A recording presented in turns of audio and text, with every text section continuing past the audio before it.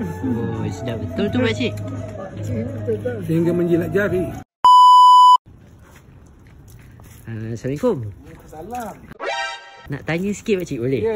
Kalau saya boleh masakkan untuk buka puasa, pakcik nak makan apa? Begini juga nak makan kambing grill. Kambing grill. Selain tu ada apa lagi tak nak makan? Makcik ni suka makanan kampung. Kalau makcik suka masakan kampung pula. Cucu pula suka. Dia biasalah budak-budak. Betul, western ni lah.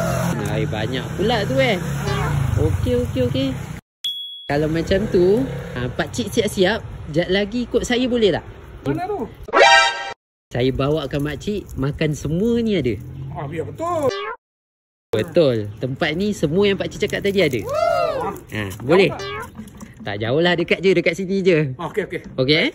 Okey pakcik, dah siap Okey. Wah, handsome Alhamdulillah. Okey, so kita makan kat sini je. Apa yang pakcik nak tadi semua ada dekat Semua sini. ada? Betul, semua ada. Jom kita makan dekat di Kasar Mahligai Batu Kes. Dekat sini ada menyediakan buffet Ramadan yang menyajikan pelbagai hidangan makanan antaranya adalah masakan Melayu, kuih muih, air balam bermacam-macam jenis, teh tarik. Yang ni laksa Johor, sedap laksa Johor dia. And then soto ada, mi soup ada, western ada. Yang paling penting ni lah. Kambing grill. Dah jumpa Terima kasih. Ada kambing grill. Masakan kampung ulam-ulaman ni memang sedap. Lepas tu budak-budak pula mestilah suka ni kan, carbonara. Lepas tu yang bestnya kat sini tempat dia luas, parking pun banyak. And then macam surau pun disediakan. So macam ni pakcik tu pergi surau solat dulu. Surau selesa. Bismillah.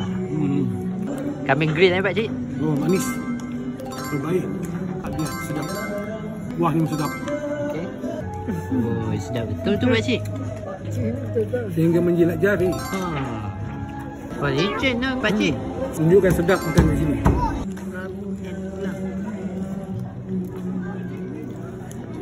Sebagai orang Johor, pakcik orang Johor, approve lah rasa Johor dia? Pas.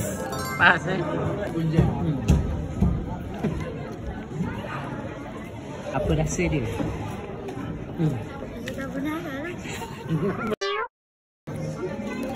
Sedap lah. So korang apa tunggu lagi? Jangan lepaskan peluang buka puasa dekat sini.